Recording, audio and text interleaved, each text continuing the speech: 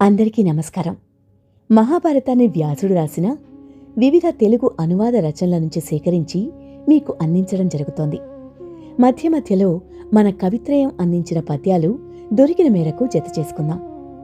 ఆదిపర్వం మొదలుపెట్టే ముందు వ్యాసుడు కథలోని పాత్రధారి కూడా కాబట్టి ఆయన గురించి తెలుసుకుందాం.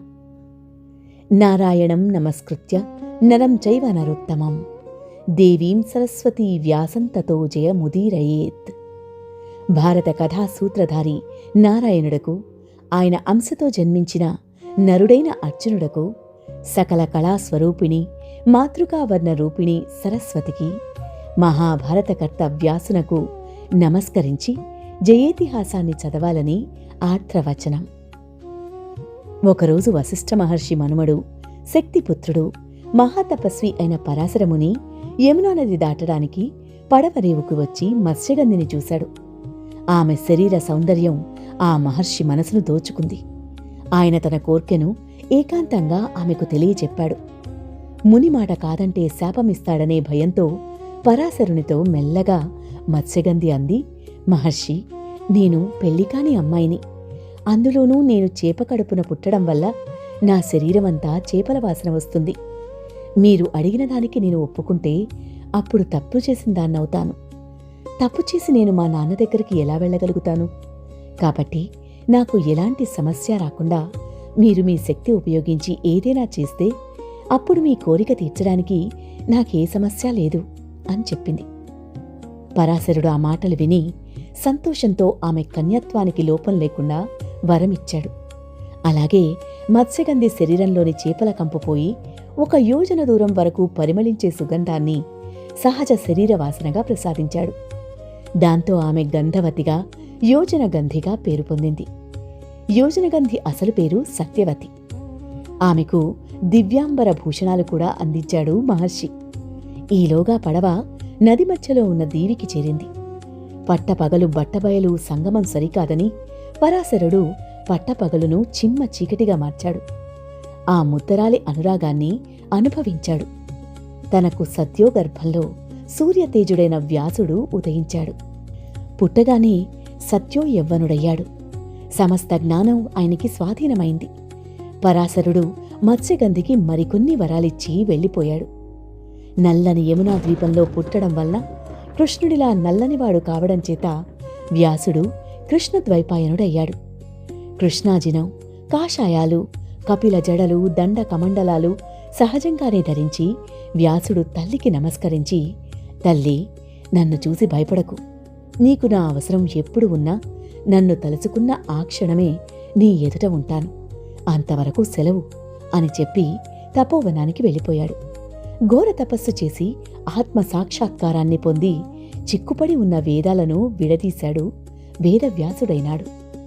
తర్వాత వ్యాసుడు సృష్టికర్త బ్రహ్మను ఊహించగా ఆయన ప్రత్యక్షమయ్యాడు. వ్యాసుడు బ్రహ్మకు సాష్టాంగదండ ప్రమాణం చేసి, స్వామి, నేనొక గొప్ప గ్రంథాన్ని ఊహించాను. నేనది చెప్తుండగా సమర్థవంతంగా రాయగలవారు ఎవరన్నది ఊహించలేకపోతున్నాను అన్నాడు. బ్రహ్మ వ్యాసుని మెచ్చుకుంటూ, ఓ పురుషోత్తమా, దాన్ని గణపతిని రాయమని కోరు అని చెప్పి అంతర్ధానమయ్యాడు. వ్యాసుడు గణపతిని మనసులో తలుచుకున్నాడు.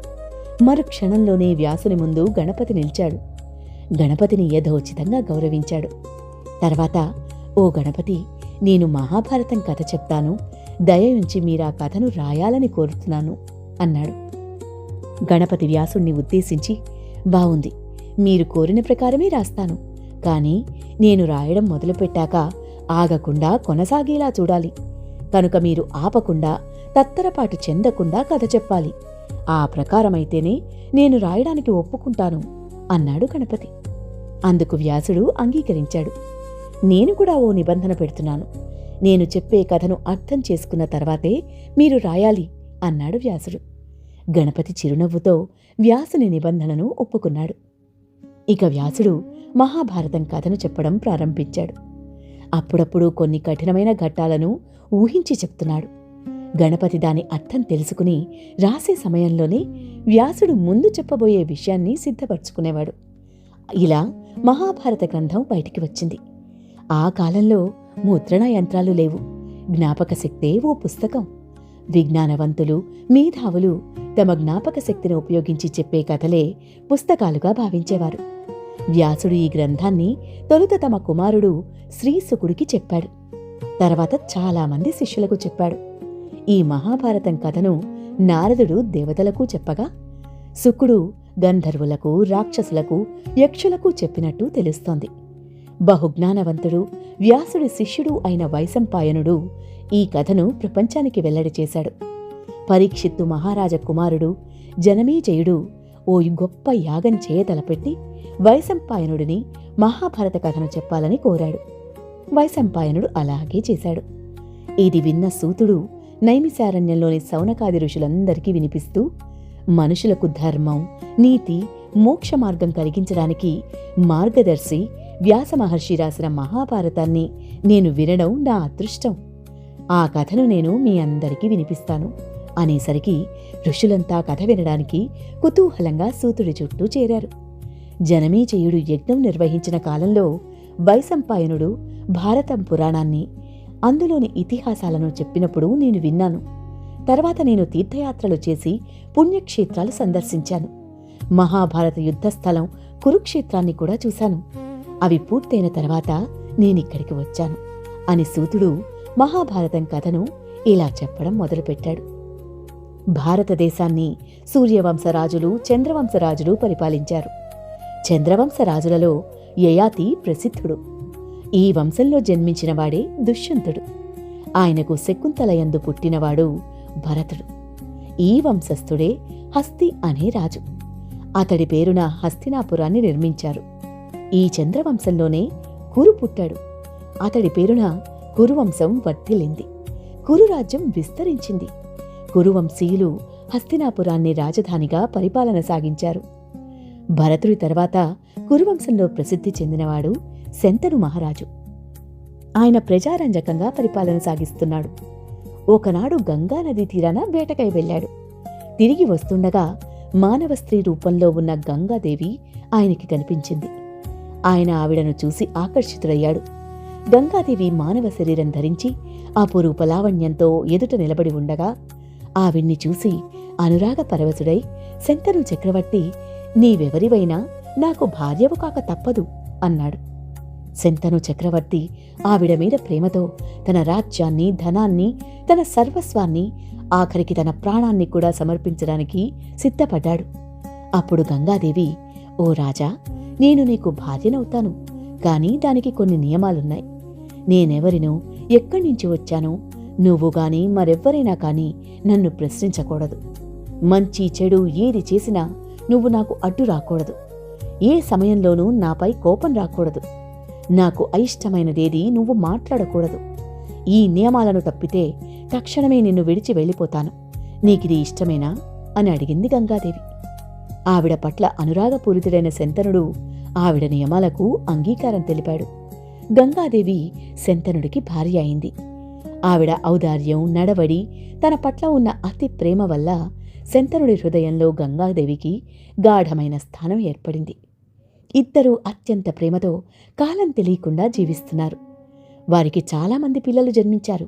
కాని పుట్టిన వెంటనే ప్రతి శిశువును గంగాదేవి నదిలో పడేసేది. తిరిగి శంతనుడి వద్దకు నవ్వుముఖంతో వచ్చేది. ఆవిడ చర్య శంతనుడికి రాక్షసమైనదిగా అనిపించినా తన హృదయ వేదనను అణుచుకుని అంతకుముందు ఆవిడకిచ్చిన వాగ్దానాన్ని పాటిస్తూ మౌనం వహిస్తున్నాడు. ఆవిడ ఎవరో, ఎక్కడ్నుంచి వచ్చిందో, పిల్లల్ని గంగానదిలో ఎందుకు పడేస్తోందో శంతనుడు తనలో తనే ఆశ్చర్యంతో ప్రశ్నించుకుంటున్నాడు. ఇలా ఆవిడ 7 పిల్లల్ని గంగానదిలో పారేసింది. 8వ శిశువు జన్మించగానే నదిలో పడవేయబోయే ప్రయత్నం చేయబోగా శంతనుడు తన మనస్సును ఆపుకోలేకపోయాడు. ఆగు, ఆ అమాయక పసికందుల్ని చంపడం ప్రకృతి వ్యతిరేక ఘాతక చర్య. నీకెందుకీ పట్టుదల అని శంతనుడు ఆవిడ్ని వారించాడు. గంగాదేవి నవ్వుతూ, ఓ చక్రవర్తి, నీవు నాకు ఇచ్చిన వాగ్దానాన్ని మరిచిపోయావు. నీ మనస్సు పిల్లలపై లగ్నమై ఉంది. ఇంక నేను నీకు అవసరం లేదు. నేను ఈ శిశువుని చంపను. నేను వెళ్తున్నాను. వెళ్లే ముందు నీవు నా సుగుణ దుర్గుణాలను ఎంచకముందు నా కథను చెబుతాను, విను. దేవతలతోనూ మానవులతోనూ పూజింపబడే గంగను నేను జన్మనిచ్చిన ఆ శిశువులు సాధారణ మానవులు కాదు, దేవలోకంలో నివసించే అష్టవసువులు. ఒకసారి వారందరూ వశిష్ఠుని కామధేనువును అపహరించారు. ఆ దురాచారానికి ఆగ్రహించిన మహర్షి వారిని మానవులుగా భూమిపై జన్మించమని శపించాడు. ఆ శాప విమోచనం కోసం వారు నన్ను ఆశ్రయించి తాము పుట్టిన వెంటనే నాలో కలుపుకుని మానవ జన్మ నుంచి విముక్తి కలిగించమని ప్రార్థించారు. వారి కోరికను గౌరవించి పుట్టిన వెంటనే వారిని నా ఒడిలోకి తీసుకుని నాలో ఐక్యం చేసుకుంటున్నాను. అది క్రూరత్వం కాదు, వారికి నేను ప్రసాదించిన శాప విముక్తి. అయితే అష్టమ వసువైన ఇతను చేసిన అపరాధమే దొంగతనానికి ప్రధాన కారణం. అందుకే మహర్షి అతనికి మాత్రమే దీర్ఘకాలం మానవుడిగా జీవించాలనే శాపాన్ని విధించాడు. ఆ కారణంగానే ఈ 8వ శిశువును నేను నీ వద్ద విడిచి వెళ్తున్నాను. ఇతడు భూమిపై అపార కీర్తిని సంపాదించి తన ధర్మనిష్టతో యుగ యుగాల పాటు చిరస్మరణీయుడిగా నిలిచే మహావీరుడవుతాడు. ఆ విధంగా నీ వల్ల నేనా పిల్లలకు తల్లినయ్యాను. 8 మంది పిల్లల జన్మకు కారకుడవైనందుకు నీకు స్వర్గలోక ప్రాప్తి కలుగుతుంది. నేను నీ కనిష్ట కుమారుడిని కొంతకాలం పెంచి పెద్ద చేసి అతన్ని ప్రసాదంగా నీకిస్తాను అని చెప్పి ఆ శిశువుతో సహా గంగాదేవి అదృశ్యమైంది. కొన్నాళ్లు గడిచాయి. గంగ దగ్గర ఆ శిశువు బాలకుడయ్యాడు. విద్యాబుద్ధులు నేర్చాడు. పరశురాముని దగ్గర బిరువిద్య అభ్యసించాడు. అతనితో గంగ శంతను దగ్గరికి వచ్చింది. అప్పుడు సకల విద్యా వర్చస్సుతో వెలుగుతున్న ఆ బాలకుణ్ణి గంగాదేవి మహారాజుకు అప్పగించింది. అతడికి దేవవ్రతుడు అని పేరు పెట్టింది. శంతనుడు మహా తేజశాలి అయిన దేవవ్రతుణ్ణి తన హృదయానికి హత్తుకున్నాడు. తరువాత అతన్ని యువరాజుగా నియమించి కిరీటాన్ని పెట్టాడు. దేవవ్రతుడు తండ్రి శంతనుణ్ణి కంటి వెలుగై ప్రజల మనసున పూజనీయుడై పెరిగాడు. ఇలా 4 ఏళ్లు గడిచాయి. ఓ రోజు శంతనుడు యమునా నది ఒడ్డున విహరిస్తున్నాడు. ఆ సమయంలో గాలి ఎంతో పరిమళభరితంగా శరీరానికి హాయి కలిగిస్తోంది. ఈ పరిమళానికి కారణం ఏమై ఉంటుందా అని చుట్టూ చూశాడు. ఆ సువాసన ఓ అందమైన దేవకన్యలాంటి యవ్వన స్త్రీ నుండి వస్తోందని కనుక్కున్నాడు. ఆమె శరీరం నుంచి సుగంధ పరిమళం వీచేటట్లుగా పరాశరుడు ఆమెకి వరమిచ్చాడని మనం చెప్పుకున్నాం. ఆ పరిమళ వాయువులే శంతనుడి శరీరాన్ని తాకాయి, ముక్కుపుటాలను సోకాయి. గంగాదేవి తనను విడిచిపెట్టిన దగ్గర్నుంచి తన ఇంద్రియ ప్రవృత్తులను శంతనుడు స్వాధీనంలో ఉంచుకున్నాడు. ఆ పరిమళ భరిత యవ్వన కన్యను చూసిన దగ్గర్నుండి అతడి ఇంద్రియ ప్రవృత్తులు కట్టలు తెగాయి. ఆమెను పొందాలనే వాంఛ ఆయనలో ఏర్పడింది. ఆమెను తన భార్యగా రావాలని కోరాడు. అందుకామె, నేను జాలరి యువతిని, ఈ గ్రామ పెద్దే నా తండ్రి. దయచేసి తమరు ఈ వివాహ విషయం నా తండ్రిగారి వద్ద ప్రస్తావించండి, ఆయన అనుమతి తీసుకోండి అంది. ఆ మాటలు శంతనుడికి ఎంతో మధురంగా అనిపించాయి. మత్స్యగ్రంథి తండ్రి దాసరాజు మంచి బుద్ధి కలవాడు. అతడు శంతనుణ్ణి ఉద్దేశించి, ఈ వయసులో ఉన్న ఇతర కన్యల మాదిరిగానే నా కుమార్తెను కూడా ఎవరికైనా ఇచ్చి వివాహం చేయడంలో సంశయం లేదు. మీ వంటి ప్రభువు ఆమెకు తగినవారు. అయినా తమరు ఆమెను వివాహమాడ్డానికి ముందు నాకొక వాగ్దానం చెయ్యాలి అన్నాడు. దానికి శంతనుడు, వాగ్దానమేగా, చేస్తాను అన్నాడు. ఆ యువతి తండ్రి, నా కుమార్తెకు మీకు కలిగే కుమారుడే మీ తర్వాత రాజ్యాన్ని పాలించాలి అనే వాగ్దానం చేయాలని కోరాడు. ఆ విధంగా వాగ్దానం ఇవ్వడం అనేది యువరాజై ఉండి రాజు కాబోయే దైవాంశ సంభూతుడైన దేవవ్రతుణ్ణి గంగాపుత్రుని వెనుకకు నెట్టినట్టు ఉంటుంది. కాబట్టి శంతనుడు వాగ్దానం చేయలేకపోయాడు. ఈ మూల్యం చెల్లించి యువతిని వివాహమాడ్డం సిగ్గుచేటు అనుకుని తక్షణమే ఆయన తాను కోరినది నెరవేరలేదనే విచారంతో హస్తినాపురానికి తిరిగి వచ్చాడు. ఈ విషయం ఇతరులకు తెలియకుండా తనలో తనే మథనపడుతున్నాడు. ఓ రోజున దేవవ్రతుడు తండ్రి శంతనుణ్ణి ఉద్దేశించి, తండ్రి, మీకు కావలసినవన్నీ ఉన్నాయి. ఎందుకు మీరు ఇంత విచారంగా అస్వస్థులైనట్టు ఉన్నారు? మీరు ఏదో ఓ రహస్య అంశం గురించి మథనపడుతున్నట్టు అనిపిస్తోంది అన్నాడు. నాయనా, నీవన్నది నిజం. ఎంతో హృదయ భారంతో ఆందోళనతో ఉన్నాను. నువ్వు నాకు ఏకైక కుమారుడివి. నువ్వెప్పుడూ యుద్ధ సంబంధ కార్యాల్లోనూ శత్రురాజులను జయించడంలోనూ మునిగి ఉంటున్నావు. ఈ ప్రపంచంలో జీవితం బుద్భుతప్రాయం వంటిది. యుద్ధాలు నిరంతరం ఉండేవే. ఏదైనా జరగరాని హాని నీకు జరిగితే మన వంశం అంతరించిపోతుంది. నీవు 9 కుమారులకు సమానం. జ్ఞానులు, వేదవేత్తలు ఏమంటారంటే, క్షణభంగురమైన ఈ ప్రపంచ సృష్టిలో ఏకైక కుమారుణ్ణి కలిగి ఉండడం అతను లేనట్టుగానే తలంచాలి. వంశ సంతతి నిలపడానికి ఒక్క ప్రాణిపై ఆధారపడ్డం సరికాదు. అదీ కాక మన వంశవృద్ధి చేయాలనే కోరిక కలిగింది. ఇదే నా విచారానికి కారణం అని శంతనుడు చెప్పాడు. బుద్ధిశాలి అయిన దేవవ్రతుడు తండ్రి మనోవేదనకు ఏదైనా రహస్య కారణముంటుందని ఊహించాడు. తన తండ్రి ఇలా ఉండడానికి కారణమేమై ఉంటుందని రథసారథిని ప్రశ్నించాడు. అతడు యమునా నది ఒడ్డున చూసింది చెప్పాడు. దేవవ్రతుడు జాలరి పెద్ద వద్దకు వెళ్లి ఆయన కుమార్తెను తన తండ్రి శంతనుడికి ఇచ్చి వివాహం చేయవలసిందిగా కోరాడు. జాలరి పెద్ద దేవవ్రతుడితో, నా కుమార్తె నిశ్చయంగా రాజుకు భార్య కాదగినదే. అప్పుడు ఆమె కుమారుడు రాజు కావద్దా? మీరేమో యువరాజుగా ఉన్నారు. మీ తండ్రి తర్వాత మీరే రాజవుతారు. ఈ అంశమే మా కుమార్తెతో మీ తండ్రిగారి వివాహానికి అడ్డుగా ఉంది అన్నాడు. దేవవ్రతుడు జాలరి పెద్దతో, నేను చెప్పేది వినండి. ఇదే నా వాగ్దానం. మీ కుమార్తెకు జన్మించిన కుమారుడే రాజవుతాడు. ఇది నిశ్చయం. అలాంటి కుమారుడి కోసం నాకున్న యువరాజ్యాధికారము, తరువాత లభించే రాజాధికారము వదిలివేస్తున్నాను అని దేవుని సాక్షిగా ప్రమాణం చేశాడు.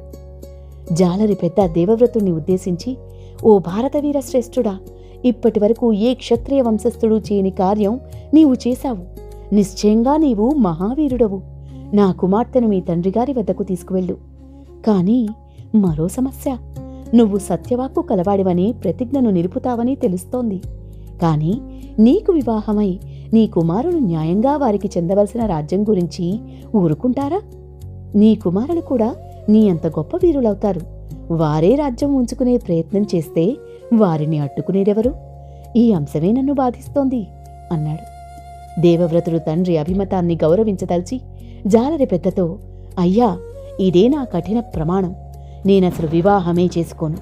నిరంతర బ్రహ్మచర్యానికే నా జీవితాన్ని ధారపోస్తాను అంటూ 2 చేతులు పైకి జోడించి చెప్పాడు. వైరాగ్యపూరిత ప్రమాణం చేసిన దేవవ్రతుడిపై దేవతలు పుష్పవర్షం కురిపిస్తూ భీష్మ భీష్మ అని పలికారు.